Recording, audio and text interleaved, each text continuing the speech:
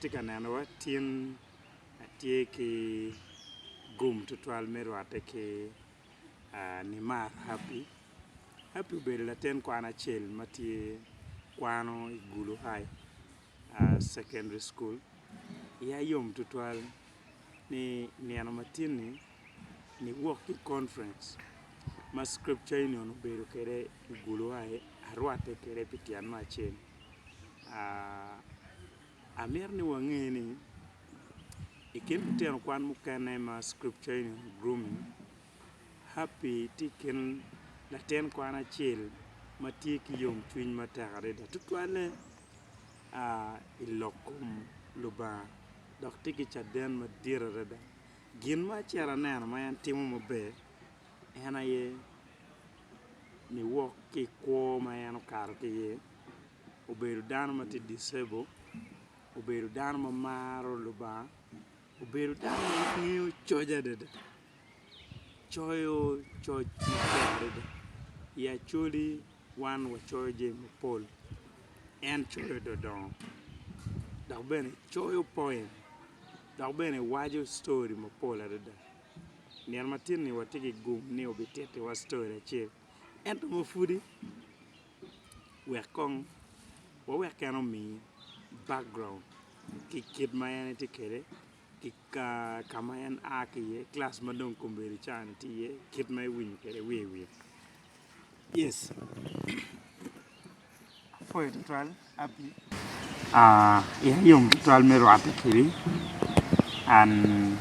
machalo scripture in on one iwa yom tagare menano kid may tiyo ki talent maluba ni kede me do ko foch bor me fone kid mayin ay bedo ka chel kilo wor kere camp menian matin kay watch you briefly in you anga kido ibedo ko na itimole ikwane kadezi kan just na penye non afoyo matak tutwal pichawa enini moko anya giloni Nimar Happy ati anywali me kidgum acholi ki kome kwano school makilwoni Gulu High School o level la kwano ki school enini brak is senior 5 mati eni frati kwan ki school enini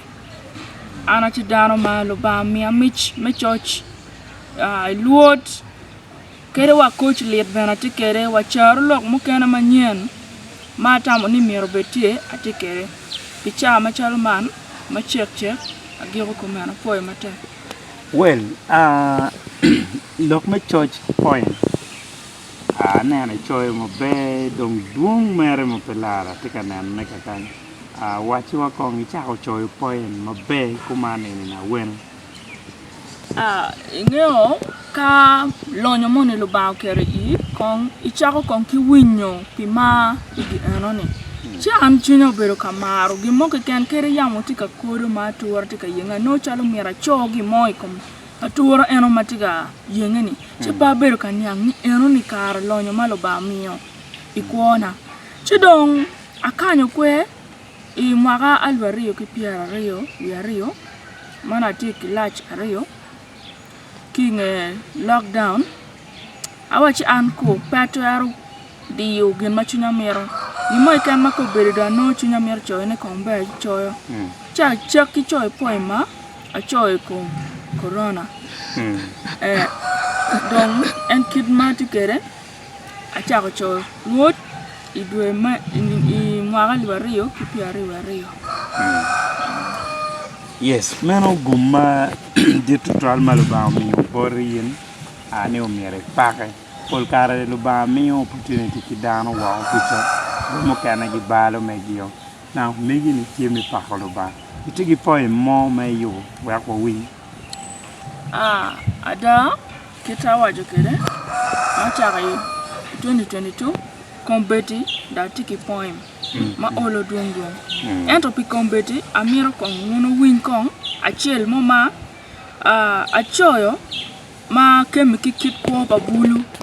ma kunyoni achoyo matika correcting gen ma yubugi wegunge ni gen magiti timone ni pebe ci dong alego ni o winy kit ma woro kede wiye madit wajo ni bedo mot o weko kom nyok miyo dong woro ko man winyo lik chalo yeto luba neno tek chalo jobo mo pong ching ni dong chawa pe pien kwo chek mat miel kimodo ayegin magingeo mamzo pe bero mamzo si pe bero si asei pe bero asei tongo nguna madon ayewe medogi kon gimogi pe chalo gin pala rachatan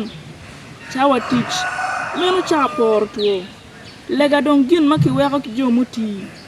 irone pingo kala tena jomi duju teki kar ne lok pala ter lok yel mala pele toy badero irone chero kwene kala tena achuma choka bone oporo wai wiriu ruju weko kom la lu bajo ko pala ming tum kabil irone chero kwene kala tena lobo ni kira rach ba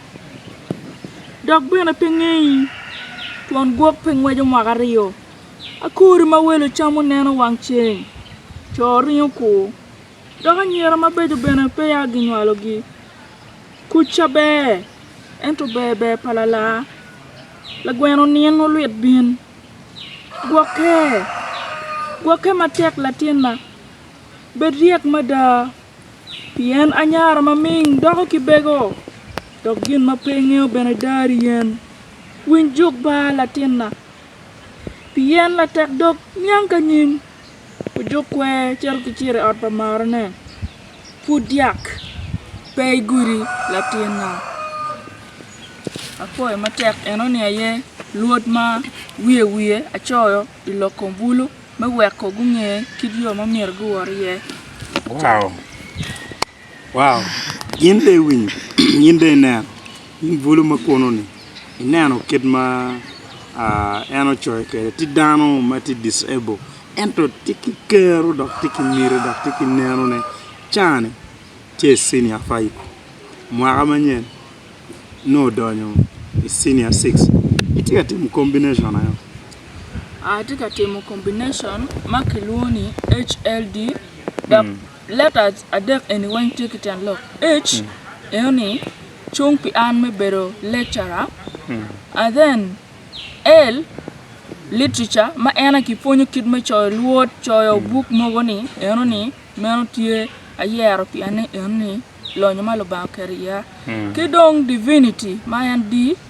amiero bena bero la teach palo ba ya nyim. Wow, this is great. 104 to 12 kaiti wa okunu mana yo bela tena chel duoge kome kidwe winyo waje kere kid choj ma yano choy bena yini na atamnu miero mi chwak o medic lega pere wa obet dano mabe ya nyim meti teach palo ba 4 to 12 ba meti ubu. Amen.